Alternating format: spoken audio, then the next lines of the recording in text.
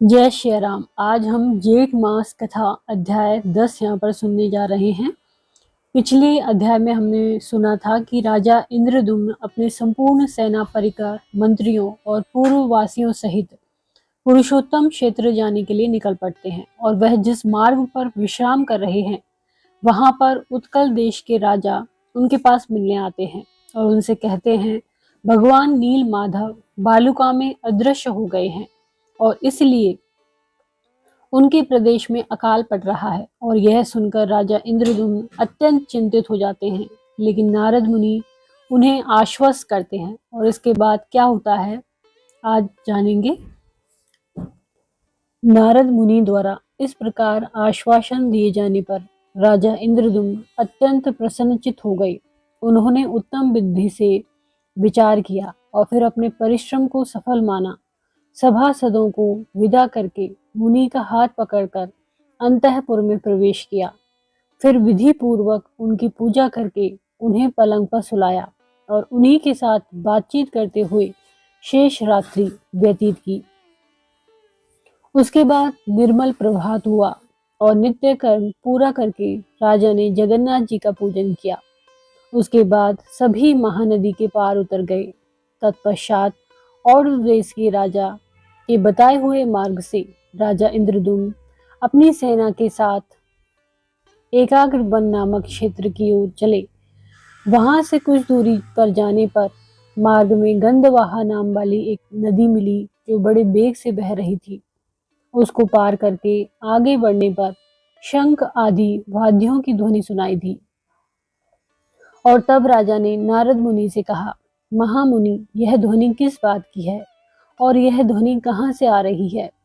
यह सुनकर नारद मुनि ने कहा, राजन, यह अत्यंत दुर्लभ क्षेत्र है जिसे भगवान विष्णु ने गुप्त करके रखा है।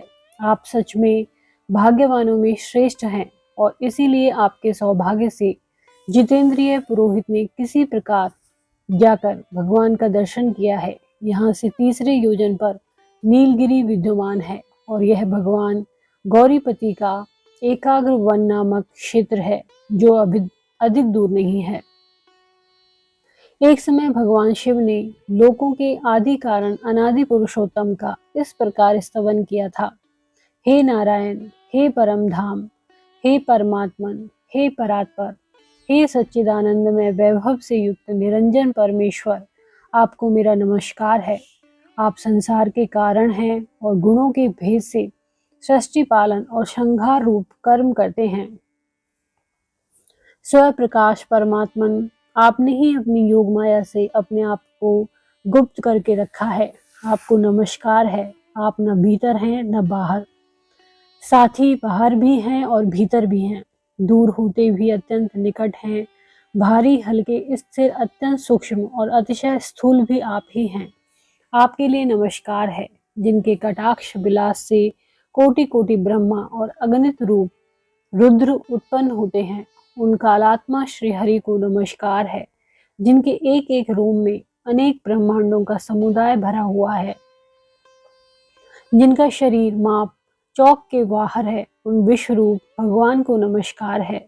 जिनके स्वरूप भूतकाल के परिमाण से ब्रह्मा की सृष्टि और प्रलय होते हैं, मनवंतर आदि की संघटना करने वाले उन भगवान को नमस्कार है।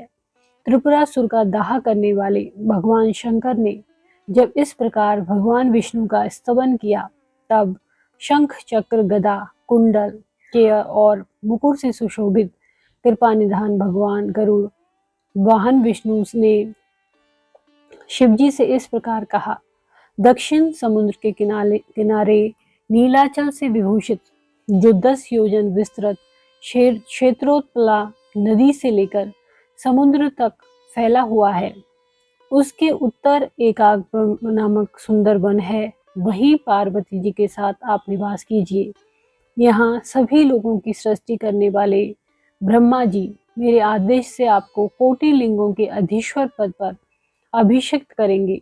भगवान विष्णु द्वारा ऐसा कहने पर शिवजी ने कहा, देव देव जगन्नाथ, शरणागत दुख भंजन, हे प्रभु, हे जगतपति, आप पुरुषोत्तम क्षेत्र में जाने के लिए जो आज्ञा दे रहे हैं उसे सिरोधार्य करके मैं उस मोक्षदायक कल्याणमय तीर्थ में जाऊंगा।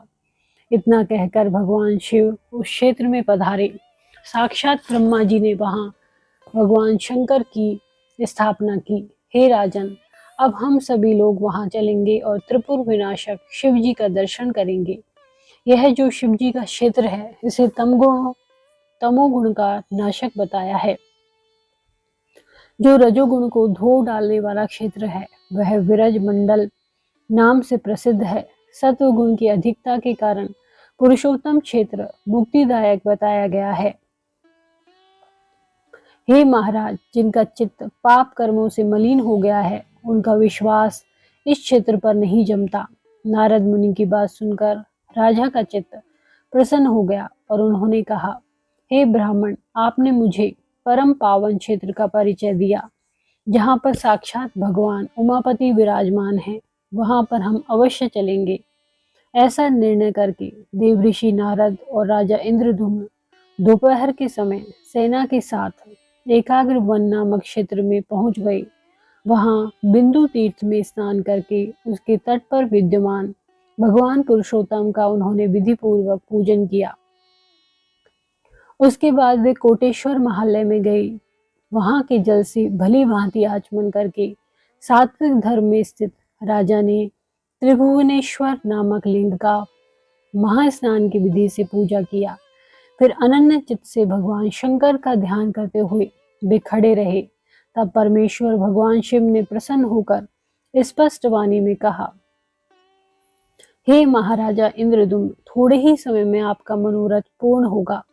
उसके बाद उन्होंने नारद मुनि से पूछा, हे महाभाग, ब्रह्मा जी ने जो आज्ञा दी है उसे इस राजा द्वारा अश्वमेध यज्ञ कराते हुए पूर्ण करो। पुरुषोत्तम क्षेत्र साक्षात भगवान विष्णु का स्वरूप है। उसमें भी परम पुण्यमयी अंतवेदी भगवान विष्णु के हृदय के समान मानी गई है, जिसकी रक्षा के लिए श्री विष्णु ने 8 स्वरूपों में मुझे स्थापित किया है। शंख आकार पुरुषोत्तम क्षेत्र के अग्रभाग में दुर्गा देवी के साथ मैं नीलकंठ नाम से निवास करता हूँ।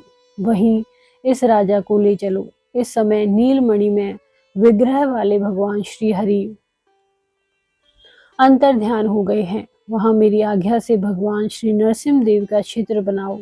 उस क्षेत्र में हमारे समीप श्रेष्ठ इंद्रद्युम्न का एक सहस्त्र अश्वमेध यज्ञ करे।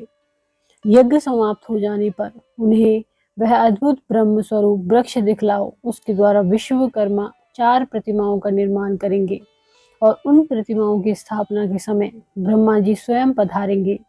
तदंतर यह राजा समस्त पापों का नाश करने वाले और संपूर्ण जगत के आधारभूत भगवान विष्णु का दर्शन कर पाएंगे। काष्ठ में शरीर धारण करके प्रकट हुए भगवान के दर्शन मात्र से मोक्ष प्राप्त हो जाता है। नारद भगवान विष्णु अपनी आज्ञा के पालन और भक्ति से प्रसन्न होते हैं। भगवान शिव की बात सुनकर नारद मुनि भी जगत गुरु महादेव जी को प्रणाम करने लगे और फिर हाथ जोड़कर कहा, हे प्रभु, आपने जो आदेश दिया है वैसा ही करने के लिए ब्रह्मा जी ने भी मुझे आज्ञा दी है। हे नाथ, आप और ब्रह्मा जी परमात्मा श्री हरि से भिन्न नहीं हैं। इन राजा इंद्रद्युम्न की भाग्य समृद्धि सच में महान है। इसी से इन्हें आप तीनों देवताओं का वो विशाल अनुग्रह प्राप्त हुआ, जिसको मन के द्वारा सोचा भी नहीं जा सकता। जिनके प्रसंग से पापी मनुष्य भी भवसागर तर जाते हैं। वे भूत भावन भगवान विष्णु अचिंत्य महिमा वाले हैं। वे भगवान कितनी भक्ति से प्रसन्न होते हैं, यह बात बुद्धि में नहीं आ सकती। वेदों के स्वाध्याय आदि साधनों द्वारा चिरकाल तक विद्वान पुरुष यत्न करके रह जाते हैं, लेकिन सफलता नहीं मिलती और एक नीच मनुष्य अनायास होने वाले कर्म से मोक्ष पा जाता है। बंचर ग्वालों के घर में रहकर दही दूध और जंगली फल मूलों से जीविका चलाने वाली गोपियां भगवान के स्नेह सुख का उपभोग करके ही मुक्ति पा गई थी। निरंतर भगवान से द्रोह रखने वाला शिशुपाल भी राजसूय यज्ञ की सभा में भगवान को कटु वचन सुनाकर भी मोक्ष को प्राप्त हो गया। भगवान का चरित्र ऐसा है वैसा है, इस प्रकार के निश्चय का विषय नहीं है। बहुत समय तक महान प्रयत्न करते रहने पर भी भगवान विष्णु के दिव्य चरित्र के विषय में कोई निर्णय नहीं दिया जा सकता। इस संसार में पुरुषोत्तम क्षेत्र का निवास भगवान की सायुज्य की प्राप्ति कराने वाला है। भगवान विष्णु इंद्रद्युम्न के प्रसंग से वहां सभी लोगों को प्रत्यक्ष दर्शन देंगे और उसके बाद भगवान शिव ने तथास्तु इतना कहकर वहां से वे अंतर्ध्यान हो गए। और यही थी आज की हमारी जेठ मास की कथा। तो ये